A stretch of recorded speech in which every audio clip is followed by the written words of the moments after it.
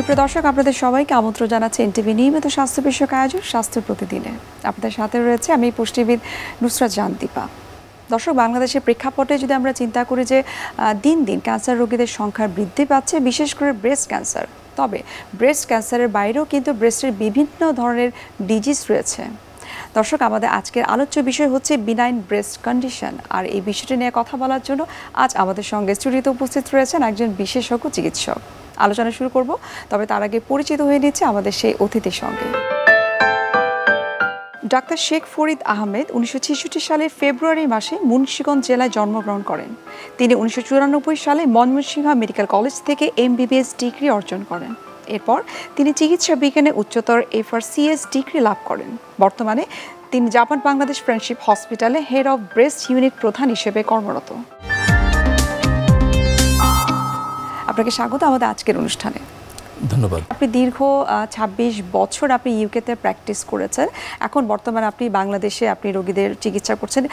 কোন বিষয়টা আসলে আপনাকে স্ট্রাইক করেছে বা কি মনে করেছেন যে আসলে বাংলাদেশে এসে প্র্যাকটিস করা উচিত, বিশেষ করে এই ব্রেস্ট ক্যান্সার নিয়ে আপনার কাজ করতে পারলে আপনার হয়তো ভালো লাগবে? আমি সুযোগ পেলে দেশে আসতাম এবং সবসময় যে দেশের যে টানটা রয়ে গিয়েছিল এবং আই মিস বাংলাদেশ। আমার যে সাবজেক্ট ছিল breast surgery and oncoplastic breast surgery, সেখানে আমরা তো অনেক পিছিয়ে আছি এবং চিকিৎসাগুলো অনেক পুরনো ধাঁচে দেওয়া হচ্ছে, যা কিনা তাদের জীবনের জন্য ক্ষতিকর হয়ে দাঁড়াচ্ছে। এবং পরবর্তীতে আমি বাংলাদেশের টোটাল 5 বছরে 14 জন প্রফেসরকে ইংল্যান্ড নিয়ে যেয়ে আমি ট্রেনিংয়ের ব্যবস্থা করেছি, বাট এটা যথেষ্ট ছিল না। আমি যখন বুঝতে পারলাম যে আমার এই স্ট্র্যাটেজিটা আরেকটু মডিফাই করা দরকার, তখন আমি নিজেই NHS টাইম থেকে সময়টা কিছু সেভ করে দেশে এসে বিভিন্ন সেবামূলক শিক্ষামূলক কাজ শুরু করলাম। এবং পরবর্তীতে আমি যখন সিদ্ধান্ত নিলাম যে আমার NHS জব থেকে আমি রিটায়ার করে দেশেই আমি সেবা দেওয়ার চেষ্টা করব, সেটা প্রায় 2 বছর হয়ে গেল। এখন আমি বাংলাদেশে রয়েছি। ব্রেস্ট ক্যান্সারের বাইরেও কিন্তু ব্রেস্টের বিভিন্ন ধরনের সমস্যা রয়েছে, সেই টাইপসগুলো আসলে কি কি? ধন্যবাদ। কিছু হচ্ছে সিমটোমেটিক। বিলাতেও প্রায় 70% জিপি রেফারেল পেশেন্ট ছিল ব্রেস্ট পেইন। সারপ্রাইজিংলি বাংলাদেশে এক্স্যাক্টলি সেম। ব্রেস্টের ব্যথা হলেই সবাই দৌড়ায় চলে আসে, অথচ ব্রেস্টে কোনো চাকা যেটা ব্যথা ছাড়া, যেটা কিনা ক্যান্সারের সম্ভাবনা বেশি, ওটার জন্য কিন্তু দেরি করে আসতেছে। তাহলে একটা জিনিস কি দাঁড়ালো, ব্যথা যেতে হচ্ছে না, আমাদের একটা ধারণা যে এটা কোনো প্রবলেম না, কিন্তু এটাই কিন্তু সবচেয়ে খারাপ জিনিস। আর উল্টা করে বললে হয় ব্রেস্টের যে ব্যথাগুলো হচ্ছে 99.9% ক্যান্সারের সাথে কোনো সম্পর্ক নেই। মূলত হরমোনের আধিক্য বা এর সাথে কিছু সম্পর্ক হচ্ছে। মেয়েদের ওভারি রয়েছে, সেখান থেকে প্রতি মাসেই হরমোন বেরোচ্ছে এবং সেটা মাসিকের সাথে সম্পর্কিত এবং ওর সাথে ব্রেস্টের ব্যথা বা ব্রেস্টের চাকা বা ব্রেস্টটাকে একটু বড় হয়ে যাওয়া, এরকম সব কিছু কানেক্টেড। এবং অনেক ক্ষেত্রে এটাকে আমরা বলি ফাইব্রোসিস্টিক ডিজিজ, যেটাকে আমি পার্সোনালি ডিজিজ বলতে রাজি না। আউড রাদার সে এটা হচ্ছে ন্যাচারাল ফিজিওলজিক্যাল যে চেঞ্জ হয় শরীরের স্বাভাবিক পরিবর্তনের অংশ, সেই পরিবর্তনের অংশ হিসেবেই চাকা চাকা ভাবটা হতে পারে এবং সেটার সাথে ব্যথাটাও থাকতে পারে। এটা একটা এক্সাম্পল দিলাম। ক্যান্সার না, কিন্তু ব্রেস্টের চাকা হতে পারে, যেরকম ফাইব্রাডেনোমা, একটা ইয়াং পেশেন্টদের, ইয়াং মেয়েদের স্মুথ হাইলি মোবাইল একটা লাম থাকবে। এবং এগুলো অনেক ক্ষেত্রে বাংলাদেশে কি করে, বিভিন্ন ওষুধপাতি দেওয়া হয়, যেটা কোনো ওষুধ নেই আসলে। কারণ এই ফাইব্রয়েডেনোমাগুলো যেটা ইয়াং পেশেন্টদের হতে পারে, সেটা প্রায়শই নিজে নিজে ছোটো হয়ে নাও যেতে পারে অথবা বড় হতে পারে। এবং আমরা বলি যদি 3 সেন্টিমিটারের কাছাকাছি হয় বা 1 ইঞ্চির যদি একটু বড় হয়, তাহলে মেবি একটা কসমেটিক স্কারের মাধ্যমে এটাকে সরিয়ে ফেলাটাই ভালো। তবে আমরা এটাও বলি যে 25 বছরের নিচে যদি হয়, তাহলে শুধু আল্ট্রাসাউন্ড এবং হাত দিয়ে চেক করাটা এনাফ, ফলো আপ এনাফ। আর যদি পেশেন্ট 25 বছরের উপর হয়, আল্ট্রাসাউন্ড বা হাতে যতটাই যখনই বলুক ফাইব্রয়েডেনোমা, তারপরও একটা বায়োপসি করাটা জরুরি। কিন্তু এখানে সতর্ক আমি করব যে প্রায়শই FNAC করা হয়, যেটা চিকন সুই দিয়ে, সেটা অবশ্যই পরিহার করা উচিত। এবং প্রাথমিক পর্যায়ে যদি প্রয়োজন হয়, শুধু কোর বায়োপসির মাধ্যমে এই রোগটা সুনিশ্চিতভাবে জানা যাবে। এছাড়া আর অনেকগুলো বিনাইন বা অক্ষতিকর ব্রেস্টের কন্ডিশন রয়েছে, যেগুলো কিনা আমাদের খুব বেশি অত চিন্তিত হওয়ার দরকার নেই। এই ব্যাপারে একটু বিশেষ রকমের এক্সপার্টিস বা নলেজ থাকলে বা সেই সচেতনতামূলক ইনফরমেশনগুলো যদি আমরা গণমাধ্যমের মাধ্যমে পাবলিকে ছড়িয়ে দিতে পারি, তাহলে অপ্রয়োজনীয়ভাবে অমূলকভাবে যে তাদের টেনশন বা চিন্তা থাকে, সেটা কিছুটা কমে যাবে। তো এই ক্ষেত্রে আসলে এই যে ব্যথাটা হচ্ছে বা লাভ যেটা হচ্ছে, এটার পাশাপাশি আর কি কি লক্ষণ থাকলে বোঝা যেতে পারে যে না, তিনি আসলে একটু রিস্ক ফ্যাক্টরে রয়েছেন? যদি ক্যান্সার চিন্তা করে থাকি, ইউজুয়ালি অলমোস্ট অলওয়েজ সেটা পেইনলেস হবে, ব্যথা থাকবে না। সো বিনাইন কন্ডিশনে যেটা যে বললাম যে ফাইব্রোসিস্টিক কন্ডিশন, যেটা খুব টিপিক্যাল, 10টা মেয়েকে আল্ট্রাসাউন্ড করলে 9 জনেরই ব্রেস্টের যে চেঞ্জ থাকবে, যেটা শরীরের স্বাভাবিক পরিবর্তন। আমার চুলে যেমন ধরেন 2-1টা পাকা চুল হয়ে গেছে অলরেডি, তার মানে কি সে natural change as age advances. এরকম ব্রেস্টেরও যে পরিবর্তন আসে বা আমরা বড় হলে, ফাইব্রোসিস্টিক চেঞ্জ তার একটা, এবং সেটার সাথে কিছু ব্যথা, কিছু চাকা চাকা ভাব থাকবে। সুতরাং এই জিনিসগুলো নিয়ে অত ভয় পাওয়ার কিছু নেই, বা এটা নিয়ে কোনো ওষুধ খাওয়ার কিছু নেই। যেটা আমি প্রায়শই দেখি যে 8-10টা ওষুধ লিখে দেওয়া হচ্ছে, এর মধ্যে যে ক্যাবারগুলিন, ইভিনিং পেমব্রাজল ক্যাপসুলস, এগুলো একেবারেই পরিহার করা উচিত। বরঞ্চ রিঅ্যাসিওর করা, অথবা সিম্পল কিছু non steroidal anti inflammatory gel, এইগুলো যদি টপিক্যাল বা মালিশ করার জন্য অ্যাডভাইস দেওয়া হয়, তাহলেও কিন্তু মেয়েদের ব্যথা অনেকাংশে লাঘব হয়ে যাবে। ডায়াগনোসিস শুধুমাত্র এফএনএসির উপর ডিপেন্ড করে ট্রিটমেন্ট শুরু করা উচিত নয়, এক্ষেত্রে দরকার বায়োপসি করা। এই বিষয়ে আপনার মতামত কি? এফএনএসিটাকে এখানে ব্রেস্টের ব্যাপারে একেবারেই ব্যবহার করা উচিত না, কারণ আমি বাংলাদেশে যেটা দেখতে পেয়েছি, একটা বড় অংশ আনপ্ল্যান লাম্পেক্টমি, মানে বিনা প্ল্যান ছাড়াই ব্রেস্টের একটা চাকা কেটে ফেলা হচ্ছে, কারণ এফএনএসি বলছে এটা বিনাইন বা অক্ষতিকর, কিন্তু এটা ক্যান্সার। বের করার পরে দেখা গেলো ক্যান্সার, তারপরে কি করছে, ব্রেস্টটা ফেলে দিচ্ছে, বগলের আননেসেসারি সার্জারি হচ্ছে। একবার যদি আমরা রং ফুটিংয়ে যাই, এই ভুলের মাসুল কিন্তু গুনতে হয় পেশেন্টের জীবন দিয়ে। সো এফএনএসিটাকে বাদ দিয়ে, যেটা কিনা সমস্ত ইনফরমেশন দিবে না, বা ক্যান্সারের যদি রোগ নির্ণয় হয় সেটার যে তথ্যগুলো লাগবে সেটা কিন্তু পাওয়া যাবে না, সেটা যে শুধু কোর বায়োপসির মাধ্যমে জানা সম্ভব, তাহলে প্রাথমিকভাবেই ব্রেস্টে কেউ চাকা আসলো, পেশেন্ট যদি 35-এর উপর হয়, আমি একটা ম্যামোগ্রাম করলাম প্রথমে, এরপর আল্ট্রাসাউন্ড করে সরাসরি কোর বায়োপসি করা উচিত। মাঝখানে এফএনএসির কোনো রোল অন্তত আমি দেখছি না, বা উন্নত বিশ্বের কেউই প্র্যাকটিসটা করছে না, কিন্তু বাংলাদেশে এটা আনফর্চুনেটলি এখনও হয়ে যাচ্ছে, এবং এটাকে পরিবর্তন করার সময় এসছে। বিশেষ করে যাদের কম বয়স, অর্থাৎ তরুণী বা টিনেজার যারা রয়েছে, তাদের ক্ষেত্রে কিন্তু আমরা একটা কমন একটা কমপ্লেন আমরা শুনে থাকি যে তার ব্রেস্টে ব্যথা হচ্ছে, ছোট ছোট কিছু লাম্প রয়েছে। এই ক্ষেত্রে কি তাদেরকে সার্জারির পরামর্শ আপনারা দিয়ে থাকে, নাকি এটা ডিপেন্ড করে যে সে ফাইব্রয়েড এটার সাইজ কতটুকু? আপনি বলছেন যে 3 সেন্টিমিটারের বড় হলে তখন আপনারা সার্জারির ডিসিশন নিয়ে থাকেন। আসলে ইয়াং মেয়েদের ব্রেস্টে ছোটো ছোটো ফাইব্রয়েডেনোমা বা এই জাতীয় ফাইব্রয়েডেনোমা টাইপের লিশনস হতেই পারে, তার মানেই যে সার্জারি করতে হবে কোনো কথা নেই। কিন্তু আমাদের অ্যাজ এ ক্লিনিশিয়ান আমাদের পেশেন্টকে অনেস্ট অ্যাডভাইস দিতে হবে যে এটা আসলে সার্জারি করার প্রয়োজন রয়েছে কিনা। আমি আগেই বলেছি, কিছু ফাইব্রয়েডেনোমা কিন্তু নিজে নিজেই নাই হয়ে যেতে পারে, যেগুলো 2 সেন্টিমিটারের ছোটো, সেগুলোকে অবশ্যই সার্জারি করা উচিত না। বা কোনো টিউমার যেটা র্যাপিডলি এনলার্জ হচ্ছে, যদিও ফাইব্রয়েডেনোমা, তখন একটা সার্জারি ইন্ডিকেশন রয়েছে। এছাড়া পেশেন্ট বলছে অনেক ব্যথা পাচ্ছে, পার্টিকুলারলি দ্যাট লাম্প, মেবি ওটা 2 সেন্টিমিটার, কিন্তু ওটা ওকে খুব বেশি যন্ত্রণা দিচ্ছে। সে যদি চায় এটাকে বের করে ফেলতে, তাহলে বের করা উচিত, কিন্তু এমনভাবে করা উচিত যে স্কারটা যতটুকু সম্ভব অদৃশ্য যাতে থাকে, এবং যেটা ব্রেস্টটাকে যেন ড্যামেজ না করে। আমি প্রায়শই দেখতে পাই যে অনেক রকমের কাটা দাগ, সাথে ক্রস হ্যাচিং রয়েছে, সেলাইগুলো বাইরে দেওয়া, এবং এই মেয়েটা, ইয়াং মেয়েটা সারাটা জীবন একটা বাজে স্কার নিয়ে বেঁচে থাকবে। এগুলোকে কিন্তু আমরা as a surgeon 5 minute extra সময় দিলে, একটু কেয়ারফুলি সুচারগুলো দিলে, এগুলো কিন্তু অ্যাভয়েড করা যায়। সো এই ধরনের সার্জারিগুলোকে কি আমরা অ্যাস্থেটিক সার্জারি বলতে পারি?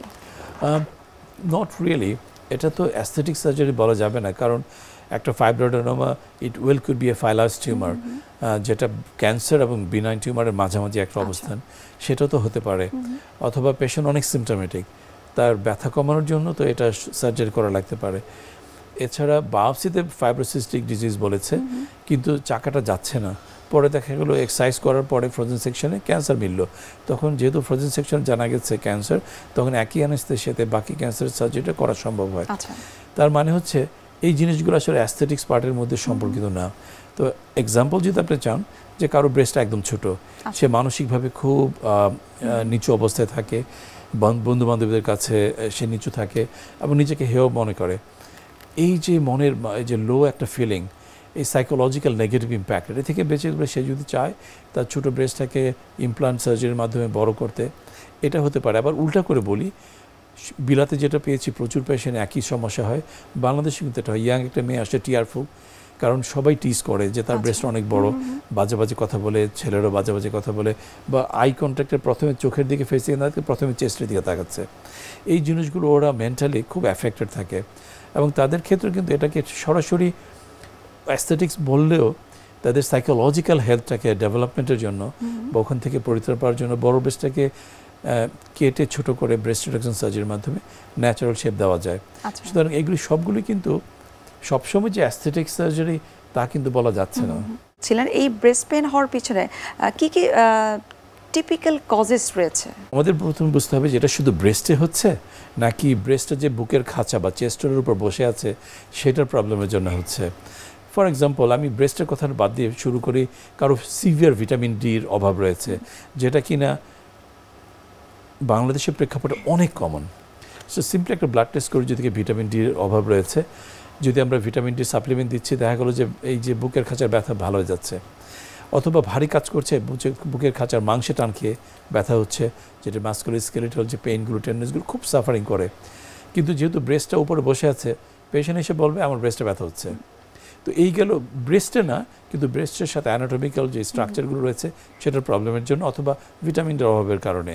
আর ব্রেস্টের সেলফ যে পেইনটা হচ্ছে সেটা কিন্তু মাসিকের সাথে যে হরমোনের যে চেঞ্জগুলোর সাথে সম্পর্কিত, সেটা একটা ফ্যাক্টর। সো হরমোন লেভেলের এটা তো ইজিলি একটা ব্লাড টেস্ট করে কিছু দেখা যেতে পারে, কিন্তু এটা ছাড়া একটা সিম্পলি একটা আলট্রাসাউন্ড করে যদি পেশেন্ট 35-এর নিচে হয় অথবা যদি 35-এর উপর হয়, যে ব্রেস্টে ব্যথা নিয়ে আসছে, তার mammogram followed by ultrasound scan এবং অবশ্যই একটা ফিজিক্যাল চেক আপ, এগুলোর মাধ্যমে অন্য কন্ডিশনকে এক্সক্লুড করে তখন আমরা বলতে পারবো এটা মোস্ট লাইকলি হরমোনাল চেঞ্জের সাথে কানেক্টেড। তখন সিম্পল রিঅ্যাসুরেন্স, যেটাকে আমরা ভরসা দেওয়া, এটা অনেকটা কাজে দেয়। প্লাস বড় জোর ইভিনিং পেরমোজল ক্যাপসুল এই জাতীয় ওষুধগুলো না দিয়ে বা ক্যাবারগুল জাতীয় ওষুধগুলো না দিয়ে সিম্পলি একটা ক্লোফেনাক জেল এই টাইপের কোনো একটা মেডিসিন যদি মালিশ করা হয়, আর যাদের খুব সিভিয়ার পেইন হয় এগুলোতে কাজ হচ্ছে না, তাদেরকে আমরা একটা hormone blocker, estrogen receptor blocker, for example tamoxifen. Sir, এই যে আপনি ট্রিটমেন্টের কথা বলছেন যে কী কী ধরনের ওষুধ ব্যবহার করা হয়, এইগুলো আমরা আরেকটু বিস্তারিত আপনার কাছ থেকে জানার চেষ্টা করব যে কোন ধরনের ব্রেস্টের সমস্যার ক্ষেত্রে কোন ধরনের ট্রিটমেন্ট আপনারা সাধারণত করে থাকেন। ধন্যবাদ।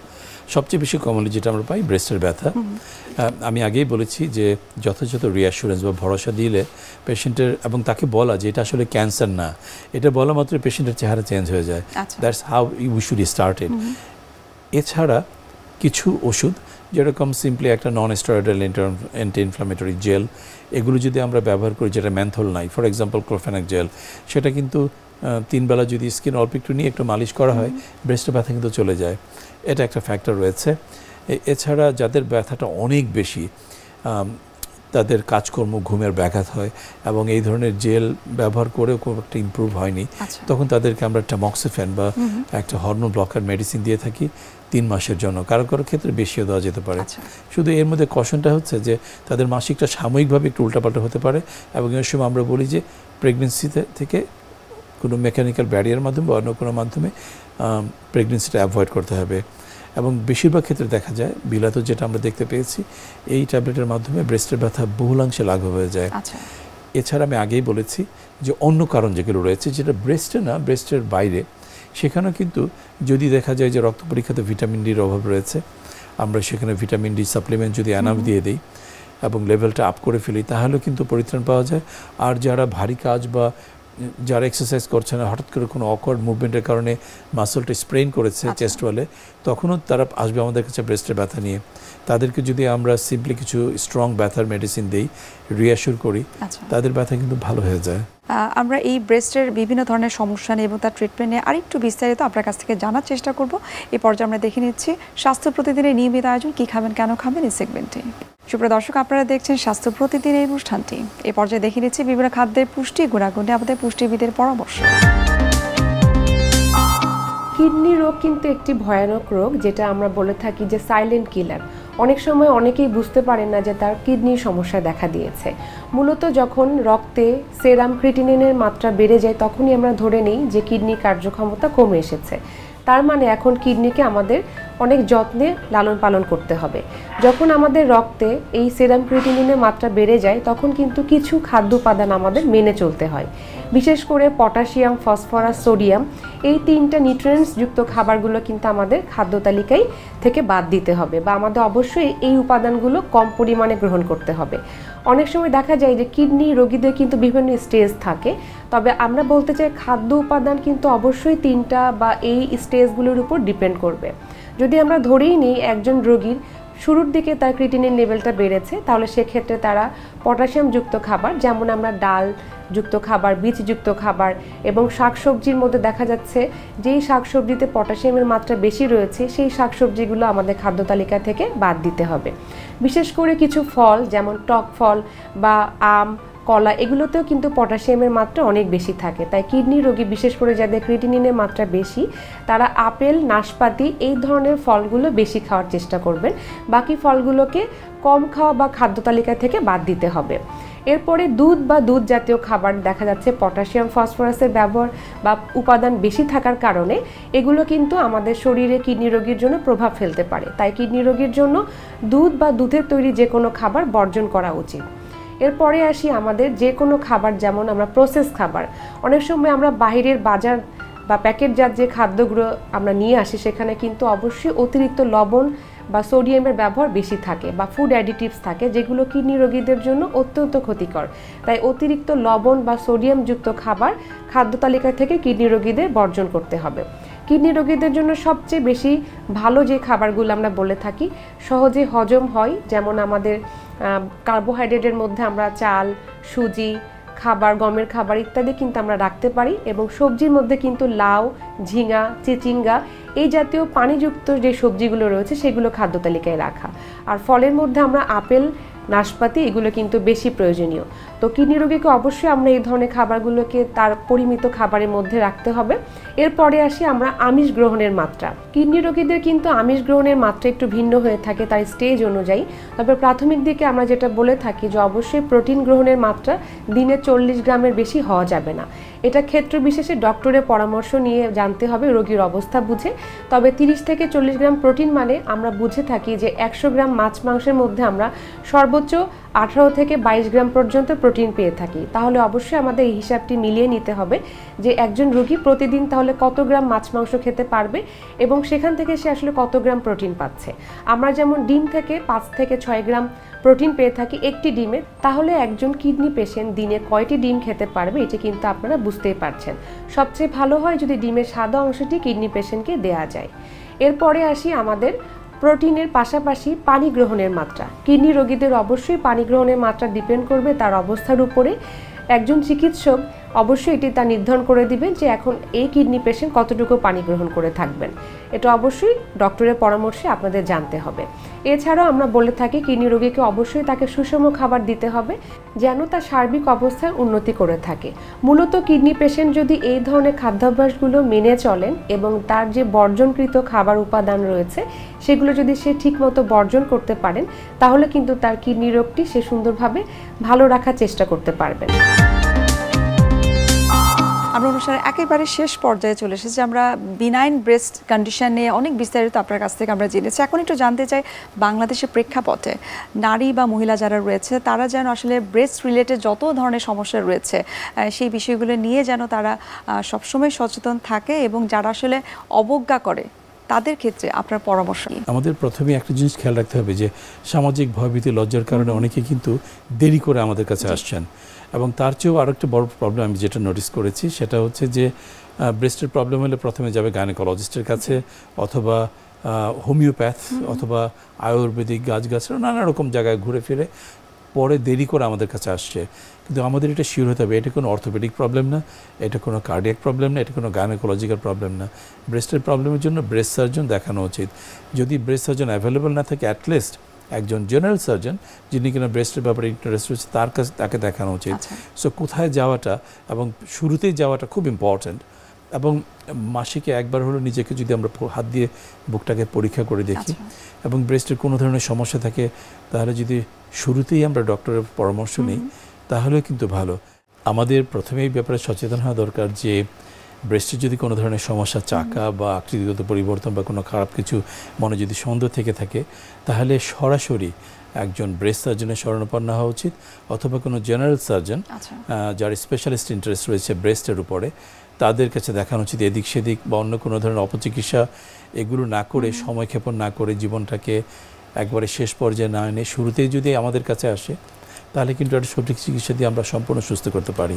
আর যে কোনো ব্রেস্টের চাকাই যে ক্যান্সার হতে হবে তা কিন্তু না। বেশিরভাগ চাকা বা ব্যথা এটা কিন্তু ক্যান্সারের সাথে কোনো সম্পর্ক নেই। তারপরেও আমরা বসে থাকবো না, আমাদের নিজেদের ব্রেস্টের স্বার্থে, নিজেদের জীবনের স্বার্থে, পরিবারের স্বার্থে, দেশের স্বার্থে যে কোনো সমস্যা হলে যারা স্পেশালিস্ট তাদেরকে দেখানো উচিত।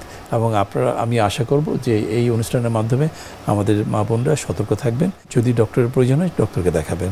স্যার আপনাকে অসংখ্য ধন্যবাদ এই বিনাইন ব্রেস্ট কন্ডিশন এবং ব্রেস্ট ক্যান্সার নিয়ে এত চমৎকার কিছু তথ্য আমাদেরকে দেওয়ার জন্য। শুভকামনা রইল এনটিভির পক্ষ থেকে। ধন্যবাদ। সুপ্রিয় দর্শক, এতক্ষণ আপনারা দেখছিলেন এনটিভি নিয়মিত স্বাস্থ্য বিষয়ক আয়োজন স্বাস্থ্য প্রতিদিন। এ পর্যায়ে আমরা দেখে নিচ্ছি আমাদের আগামী পর্বে কি থাকছে।